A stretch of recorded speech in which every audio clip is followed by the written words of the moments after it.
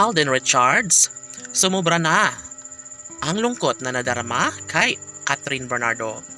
Yes, sapagkat sobrang stressful na ang buhay ni Alden Richards kakaisip kung paano siya magtatagumpay sa pagmamahal ng pretty girl na si Catherine Bernardo.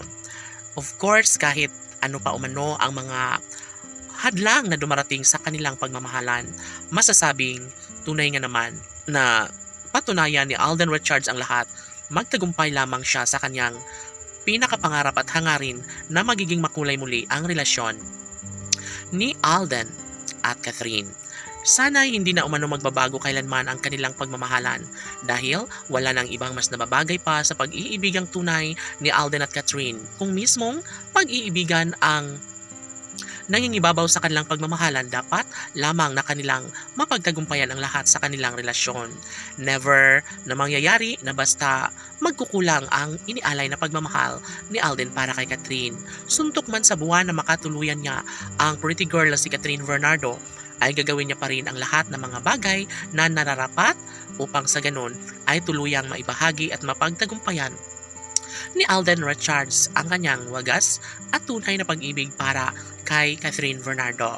Laging pakatandaan na hindi pa umano huli ang lahat at kayang-kaya pang patunayan ng dalaga at binata.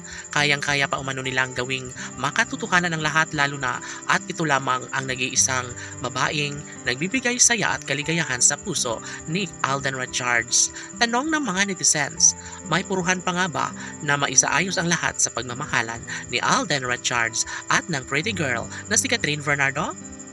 Well, ito lamang ang bukod tanging pinangarap at hinihiling ni Alden Richards. Yun ay ang maisakatuparan ang lahat sa kanilang pagmamahalan. Never umano na mangyayari, never na magkaroon ng malaking posibilidad na sila ay maghihiwalay dahil ito ang isang pag-ibig na nagbibigay saya at kaligayahan sa taong bayan. Natural lamang na kakayanin ang lahat ni Alden Richards upang sa ganun ay maisakatuparan na ang isa sa pinakapangarap at hinihiling ng lahat.